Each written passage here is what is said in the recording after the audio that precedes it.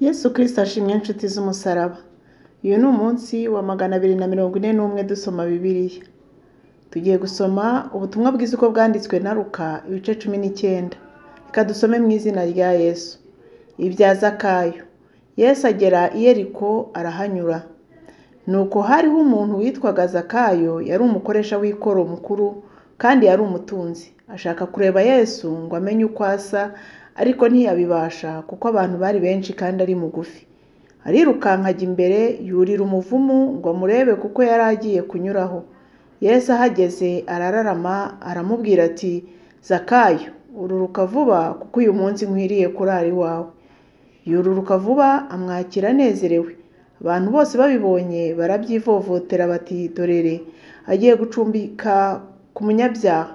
Maze Zakayo arahaguruka abwira umwami Yesu ati, dore databuja, umugabane wa kabiri w'ibintu byanjye ndawuha abakene, kandi umuntu wese nambuye ndabimuriha 4.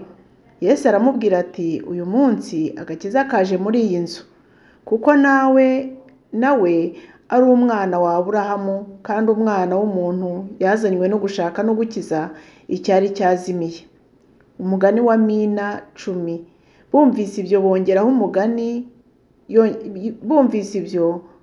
yongeraho umugani kuko yari ageze hafi y'i Yerusalemu, kandi kuko bibwiraga ko ubwami bw'Imana bugiye kuboneka uwo mwanya. Nuko aravuga ati, hariho umuntu w'imfura wazindukiye mu gihugu cya kure kwimikirwayo, yamara kwima akagaruka. Nuko ahamagara abagaragu be 10, abaha Mina 10, arababwira ati, mube muzigenzura kugeza aho nzazira. Ariko ingabo ze zaramwangaga, zimukurikiza intumwa ziti, uyu ntidushaka ko adutegeka.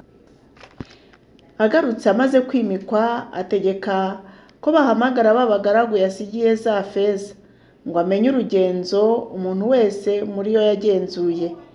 Uwa mbere araza ati, mwami, Mina yawe yavuyemo izindi Mina 10. Aramubwira ati, nuko mugaragu mwiza, kuko wakiranutse ku gito cyane, nuko ube umutware w'imisozi 10. Haza uwa kabiri ati, mwami, Mina yawe yavuyemo Mina 5. Uwo nawe aramubwira ati, nawe twara imisozi 5. Undi araza aramubwira ati, mwami, dore Mina yawe narayibitse ipfunyitse mu gitambaro, kuko nagutinyiye ko uri umunyamwaga, ujyana ibyo utabitse usarura ibyo utabibye. Aramubwira ati, ndagucira urubanza ku byo uvuze, wa mugaragu mubi we. Wari uzi yuko ndi umunyamwaga, ko njyana ibyo ntabitse, ko nsarura ibyo ntabibye. Ni iki cyakubujije guha abagenzi ifeza yanjye ngo bayigenzure, maze naza nkayitwarana n'urugenzo rwayo? Abwira abahagaze aho ati, nimumwake Mina ye muyihe ufite Mina 10. Baramubwira ati, mwami, ko afite 10, ndababwira yuko ufite azahabwa, ariko udafite azakwa n'icyo yari afite. Kandi babanzi banjye batakunze ko mbategeka, nimubazane hano mubicire imbere yanjye. Amaze kuvuga ibyo, ajya imbere azamuka i Yerusalemu. Yesu agiye i Yerusalemu ahetswe n'indogobe. Ageze bugufi bw'i Betifage n'i Betaniya ku musozi witwa Elayono, atuma 2 bo mu bigishwa bati, mujye mu kirorero kiri imbere yanyu, nimwinjiramo muri bubone icyana cy'indogobe kiziritse kitigeze guheka umuntu. Nuko mukiziture mukizane. Kandi nihagira umuntu ubabaza ati, murakiziturira iki? Mumubwire mutya muti, databuja niwe ugishaka. Izo ntumwa ziragenda zibisanga nk'uko yazibwiye. Bakizitura icyana cy'indogobe, ba nyiracyo barababaza bati, murakiziturira iki? Barabasubiza bati, databuja niwe ugishaka.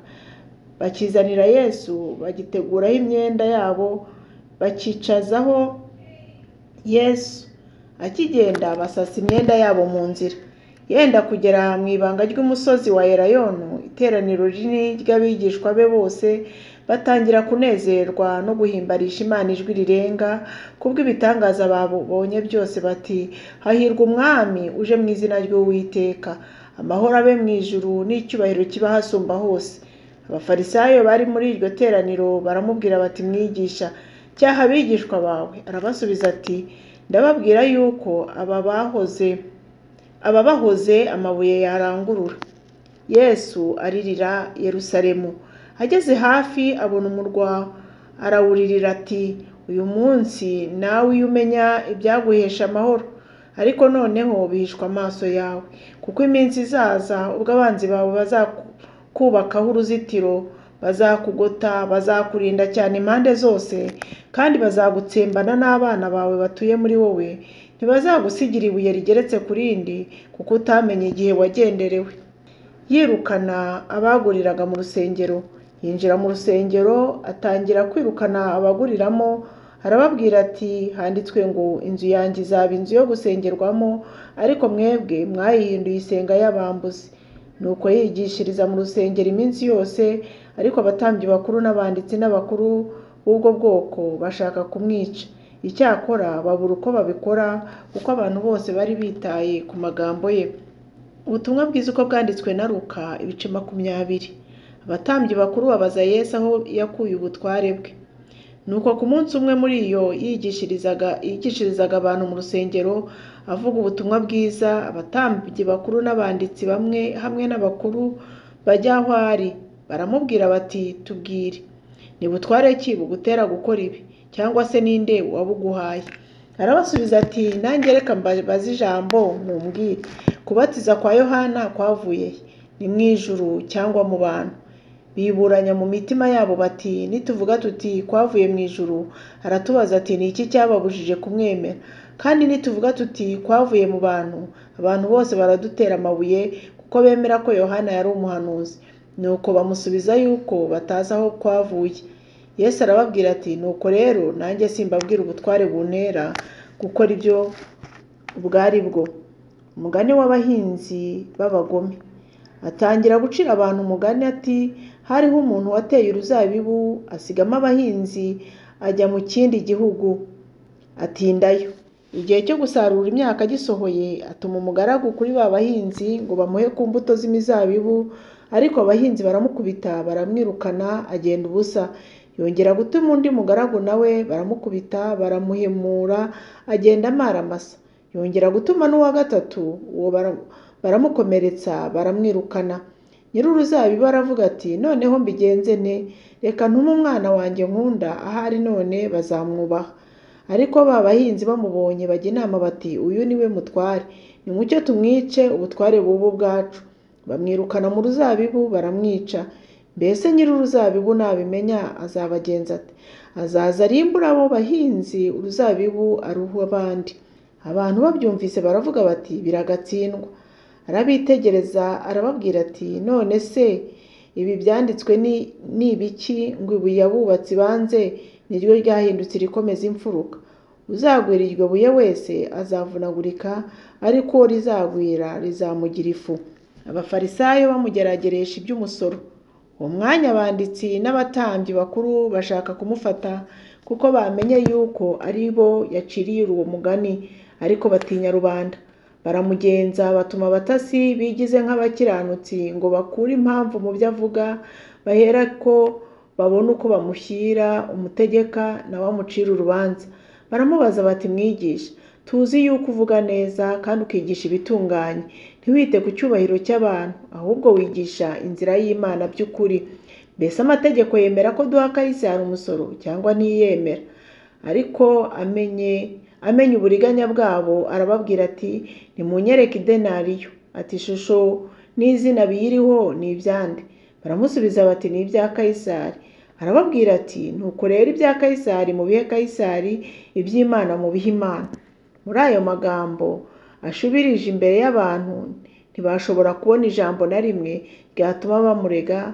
Batangarira ibyo abashubije, baraceceka. Yesu asubiza abasadukayo ibyo kuzuka.